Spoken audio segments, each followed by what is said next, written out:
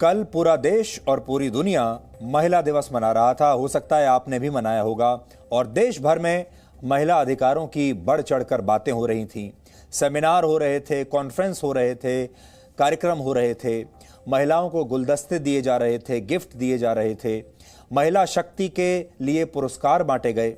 लेकिन क्या इस सब से महिलाओं की स्थिति में जरा भी बदलाव आया? और यही बात हम कल भी कह रहे थे कि एक दिन महिला दिवस मना लेने से क्या कुछ बदलाव आएगा? सच्चाई यह है कि कोई बदलाव नहीं आएगा। आज एक नया दिन है और आज जब आप पूरी दुनिया को देखेंगे तो आपको लगेगा जैसे कल कुछ हुआ ही नहीं। आज सब कुछ ठंडा पड़ चुका है।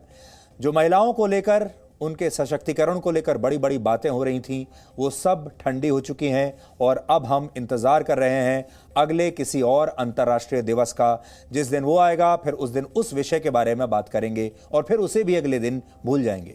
लेकिन आज जो खबर हम आपके लिए लेकर आए हैं, वो खबर ये बताती है कि किसी भी महिला को उसके अधिकार तभी मिल सकते हैं जब वो महिला खुद सबसे पहले अपने अधिकारों के लिए हिम्मत दिखाए और अपने अधिकारों को छीनने के लिए उसके पास ताकत हो।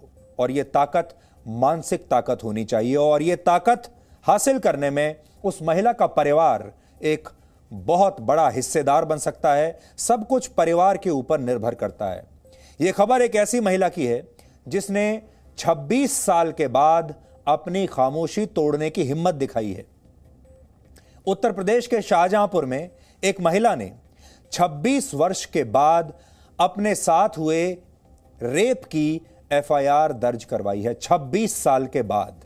इस वक्त मेरे हाथ में वो एफआईआर भी है जिस पर शिकायत का वर्ष 2021 लिखा है और बलात्कार का वर्ष लिखा है 1994।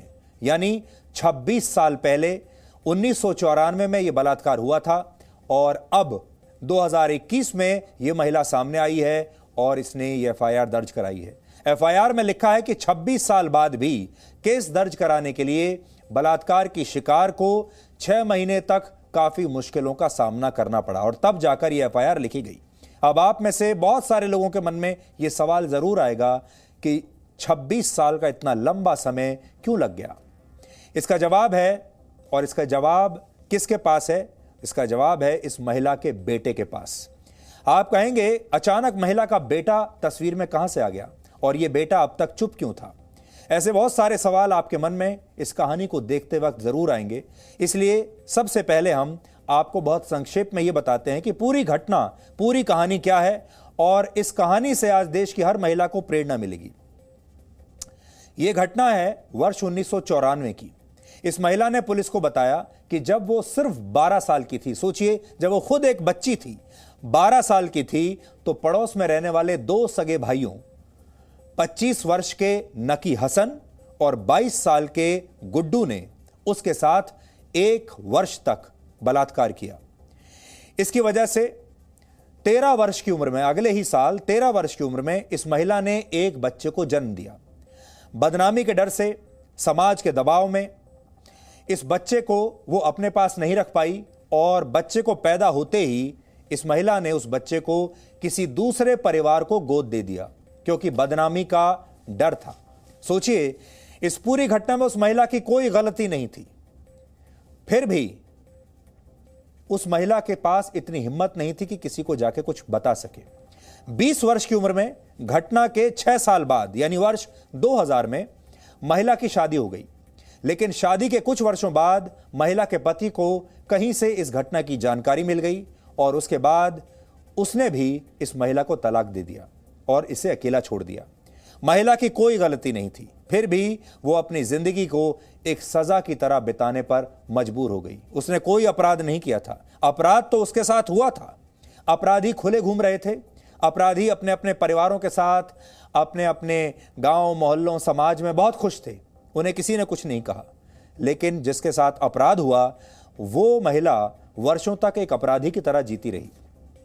दूसरी तरफ पीड़ित महिला का बेटा अब बड़ा हो चुका था। जब वो 11 वर्ष का हुआ तो उसके दत्तक माता पिता उसे वापस पीड़िता के पास छोड़कर चले गए। ये बच्चा जैसे जैसे बड़ा होता चला गया, अपनी मां से अपने बारे में और अपनी पहचान के बारे में लगातार सवाल करने लगा और कुछ वर्षों तक मां अपने इस बच्चे से, अपने पुत्र से सारी सच्चाई छुपाती रही। लेकिन बेटे ने जब अपनी जान देने की धमकी दे दी और जब बेटा बहुत उग्र हो गया और उसने बार बार अपनी मां से सच जानने के लिए धमकी देनी शुरू कर दी, तो पिछले वर्ष मां ने अपने इस बेटे को सब कुछ बता दिया। लेकिन बेटे के इस सवाल का जवाब उसके पास नहीं था कि उसका असली पिता कौन है। ये मां भी नहीं बता पाई, क्योंकि बलात्कार की इस घटना में 2 लोग शामिल थे। इस बेटे ने अपनी मां के साथ हुए अन्याय के खिलाफ लड़ने का फैसला किया। अपनी मां को इस लड़ाई के लिए उसने मानसिक रूप से तैयार किया, जो बहुत मुश्किल काम था। और मां ने भी अपने बेटे के अधिकार के लिए पुलिस के पास एफआईआर दर्ज करवाई। हालांकि 26 साल बाद यह केस दर्ज करवाना भी आसान नहीं था, क्योंकि समय बहुत बीत चुका था। 6 महीने तक पुलिस थानों के चक्कर काटने के बाद भी महिला की सुनवाई नहीं हुई और तब इस महिला ने शाहजहांपुर जिला अदालत में शिकायत की और इस साल 12 फरवरी को अदालत ने मामला दर्ज करने का आदेश दिया, जिसके बाद 4 मार्च को यानी इसी महीने पुलिस ने एफआईआर दर्ज की। इस बात को एफआईआर में भी लिखा गया है कि महिला महीनों तक पुलिस के पास शिकायत लेकर जाती रही, लेकिन सुनवाई नहीं हो पाई। अब अदालत के हस्तक्षेप के बाद शिकायत दर्ज हुई है और इस मामले में अभी तक पुलिस ने एक आरोपी से पूछताछ की है, दूसरे आरोपी से पूछताछ की जानी अभी बाकी है। और मां की शिकायत के बाद बेटे का और दोनों आरोपियों का डीएनए टेस्ट अब कराया जा सकता है, जिससे यह पता चलेगा कि इस बेटे का असली पिता कौन है और जिसके बाद आरोपियों को सजा मिल पाएगी।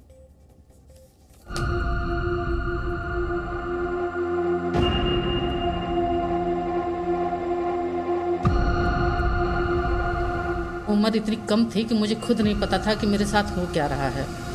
प्रेग्नेंट हो गई। 3-4 महीने बाद जब मेरी बहन को समझ में आया, तब डॉक्टर को दिखाया गया, पता चला कि प्रेगनेंसी है। डॉक्टर ने जब देखा तो डॉक्टर ने मना कर दिया कि उम्र बहुत कम है, अबॉर्शन नहीं किया जा सकता है, आपको इसको डिलीवर करानी ही पड़ेगी। और जन्म के तुरंत बाद मेरी माँ ने उस बच्चे को जो है हमारे गांव में एक परिवार फैमिली को गोद दे दिया। उसको जिन्होंने गोद लिया था उन्हीं के साथ रहते थे, तो कुछ बड़े हो गए, कुछ समय तक तो वो लोग रखे वहाँ पे, तो वहाँ पे 2-4 महीने मतलब साल तो रखा उन्होंने। उसके बाद उन लोगों ने मना कर दिया कि मम्मी लखनऊ में रहती हैं, जाके मम्मी को अपनी ढूंढो। शादी हो गई, पता नहीं मेरे परिवार वालों के ससुराल पक्ष को कैसे पता चल गया कि मेरे एक बेटा है। तो मेरी ज़िंदगी एकदम नरक हो गई, ना हम जीने लायक बचे ना मरने लायक बचे।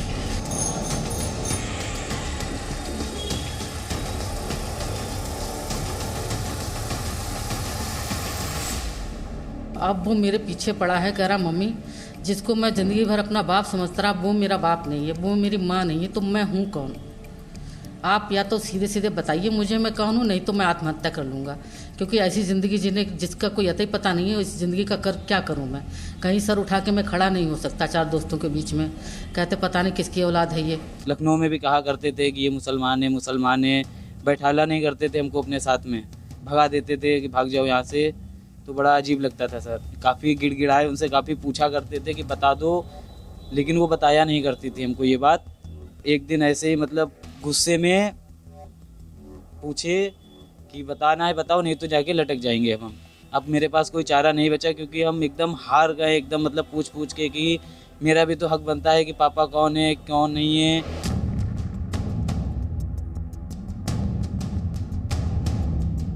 बेटा मेरा जब बार बार मेरे ऊपर प्रेस करने लगा, तो तब मैंने ये कदम उठाया कि ठीक है बेटा, तुम्हारे सवालों के जवाब, मेरे सवालों के जवाब सब अब कानूनी दिलवाएगा हमको। डीएनए टेस्ट करा दिया जाए तो पता चल जाएगा, मेरे सवाल भी जवाब मिल जाएंगे और मेरे बच्चे को भी पता चल जाएगा। तो एक दिन मम्मी बताना स्टार्ट की, तो मम्मी ने बताया तो बारे में 2 व्यक्ति थे, बारी बारी करके शोषण किया करते थे। उनको सज़ा मिलनी चाहिए। हमारी ज़िंदगी तो बर्बाद हुई ही है। वो लोग खुलेआम घूम रहे, अपनी गृहस्थी बसाए हुए हैं, बच्चों के साथ रह रहे हैं, परिवार के साथ। हमारा तो सब कुछ खत्म हो गया। लास्ट सपना यही है कि उन अपराधियों को सज़ा मिले तो ज़रूर मिले।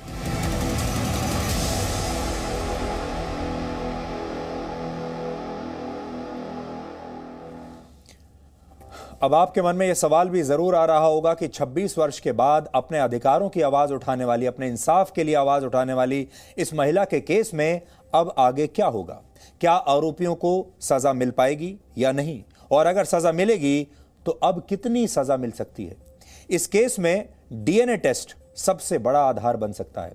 अगर पिता और बेटे का संबंध स्थापित हो जाता है तो यह केस जरूर आगे बढ़ेगा। यह केस इंडियन पीनल कोड की धारा 376(2) के तहत दर्ज किया गया है और यह धारा गैंगरेप के मामले में लगाई जाती है। इसके तहत दोषी पाए जाने पर आरोपियों को 10 वर्ष की सजा हो सकती है, 10 साल की। वर्ष 2012 के बाद दिल्ली में निर्भया गैंगरेप केस के बाद बलात्कार के मामलों में सजा को लेकर कई बड़े बदलाव हुए हैं और इन बदलावों के तहत अगर 12 साल से कम उम्र की लड़की के साथ बलात्कार होता है तो फिर आरोपी को आजीवन कारावास या फांसी की सजा भी हो सकती है। यहां हम आपको बता दें कि भारत के संविधान में किसी पुराने मामले पर नया कानून लागू नहीं हो सकता। इसलिए 2012 के बाद कानून में किए गए बदलाव इस केस पर लागू नहीं हो सकते। इसलिए इस पर नए कानून हैं वो लागू नहीं होंगे, पुराने कानून ही लागू होंगे। अब हमारे पास कोई एविडेंस नहीं है जानने का कि वो जो महिला है वो सच कह रही है कि झूठ कह रही है, कि वो 12 साल की थी कि 16 साल की थी कि 18 साल की थी, नंबर 1। नंबर 2, पॉस्को उस समय नहीं था, इसलिए वो रेलिवेंट नहीं है, वो भी रेलिवेंट नहीं है। Even rape is also not very important here because पहले भी हो सकता है यदि वो मैच्योर्ड एज की थी तो कंसेंट के साथ ही रिलेशनशिप हुआ होगा और बच्चा कंसीव कर गई होगी। वो ये हाइपोथेसिस है। अब पॉसिबिलिटीज इम्पॉसिबिलिटीज़ की बात है तो इस तरह के हाइपोथेसिस पर जजमेंट नहीं डिसाइड हो सकता। लेकिन एक चीज़, चाहे वो बचपन में हो, चाहे वो एज 50 साल के बाद हो, चाहे वो 10 साल के बाद हो, चाहे 5 साल 1 साल के बाद हो, डीएनए तो चेंज नहीं करता ना। जो फादर है वो रहेगा, तो वो फादर अकाउंटेबल होगा अपनी प्रॉपर्टी में से हिस्सा देने के लिए। और एज के अनुसार इस लड़के की एज शायद 25 वर्ष है। 25 वर्ष का लड़का अपने को देखभाल कर सकता है, सब कर सकता है। और उसकी माँ भी, यदि उसने शादी नहीं की होती, दूसरा हस्बैंड नहीं होता उसका, तो उसको मेंटेनेंस मिलता। लेकिन इस केस में शायद नहीं मिलेगा। गंभीरता और एक संजीदगी के साथ अगर इस मामले की जांच करेंगे और जांच में एक रुचि दिखाएंगे, और जो मैं समझती हूँ कि रुचि उनको दिखानी चाहिए। हालांकि पुलिस और प्रशासन का आजकल के दौर में हम जिस तरह का माहौल देख रहे हैं, बहुत बार बहुत सारे हाल ही के केसों में बड़ी असंवेदनशीलता भी दिखाई है, तो हम समझते हैं कि ये सब असंवेदनशीलता वो नहीं दिखाएंगे, क्योंकि और वो मतलब ये मौका है कुछ अपनी छवि को भी सुधारने का, और मतलब कुछ गंभीरता से जो कानूनी प्रक्रिया है कम से कम कानून को लागू करने का। फरवरी 2021 में दिल्ली की एक अदालत ने यौन उत्पीड़न के एक बहुत ही चर्चित मामले का फैसला सुनाते हुए कहा था कि अक्सर समाज का डर महिला को शिकायत करने से रोक देता है। कोर्ट ने यह भी कहा था कि महिला कई बार खुद को ही गलत मान लेती है और शर्म के कारण शिकायत नहीं कर पाती। लेकिन कई वर्षों के बाद जब पीड़िता बोलने का फैसला करती है तो इस बात को उसके खिलाफ इस्तेमाल नहीं किया जा सकता कि शिकायत वर्षों के बाद की गई है। अपने हक के लिए आवाज उठाने के लिए हौसला होना चाहिए। यह काम आसान नहीं होता। समाज का दबाव, बदनामी का डर, पुलिस और अदालत का सामना, एक महिला के सामने ये सारी परेशानियां खड़ी होती हैं और ये हिम्मत जुटाने में जितना वक्त लगे आप जरूर लगाएं, लेकिन अपने ऊपर हो रहे अत्याचार को अपनी किस्मत मानकर छोड़ देना यह बिल्कुल सही बात नहीं है। अधिकारों की रक्षा करने के लिए कानून तो बहुत सारे हैं हमारे देश में, लेकिन पहली आवाज महिला को खुद ही उठानी पड़ती है। और हम आज आपसे ये कहेंगे कि जरूरत पड़े तो ये आवाज आप जरूर उठाएं, अपनी हिम्मत अपने पास रखें और उसका इस्तेमाल जरूर करें। आज हम देश की हर महिला से ये कहना चाहते हैं, अगर आपके साथ कभी भी कोई ऐसी घटना हुई है, चाहे वो दशकों पहले हुई हो, वर्षों पहले हुई हो, और उस समय हो सकता है आपने अपने आप को ही गिल्टी मान लिया हो, आपको लगा हो कि ये आप ही की गलती है, या आपको ये दबाव, सामाजिक दबाव लगा होगा कि अगर आपने ऐसा किया तो आपकी बहुत बदनामी हो जाएगी। हमेशा याद रखिए, जो अपराधी होते हैं वो खुलेआम घूमते हैं, उनसे कोई सवाल नहीं करता, और जिस महिला के साथ अपराध हुआ होता है वो अपराधी की तरह जीने पर मजबूर हो जाती है। सब उससे ये कहते हैं कि शायद ये तुम्हारी गलती थी। इसलिए इस मनोस्थिति से आज आपको बाहर निकलना होगा। आज हमने डीएनए में सबसे पहले जो ये खबर आपको दिखाई, उसके पीछे यही मकसद है कि हम इस देश की हर महिला को ये हिम्मत दे सकें, ये हौसला दे सकें और उसे ये बता सकें कि वो अगर अपने लिए आवाज़ उठाने का फैसला करती है तो फिर पूरा देश उसका साथ देगा। ये सिस्टम, प्रशासन, पुलिस, मीडिया, हम सब उसका साथ ज़रूर देंगे। वैसे तो ये खबरें ऐसी होती हैं जो अखबार के अंदर के पन्नों पर कहीं आपको छोटी सी मिल जाएंगी, और हमारे जो न्यूज़ चैनल्स हैं आजकल के वो भी सिर्फ ब्रेकिंग न्यूज़ आपको बताना चाहते हैं, और ये खबर कहीं से भी ब्रेकिंग न्यूज़ की परिभाषा में फिट नहीं बैठती। लेकिन फिर भी हम अपने स्तर पर धीरे धीरे समाज में बदलाव करने की कोशिश कर रहे हैं और जागरूकता फैलाने की कोशिश कर रहे हैं, और हम चाहते हैं कि आप भी हमारा साथ ज़रूर दीजिए। Presenting V News app, available on Google Play and App Store. Download it now.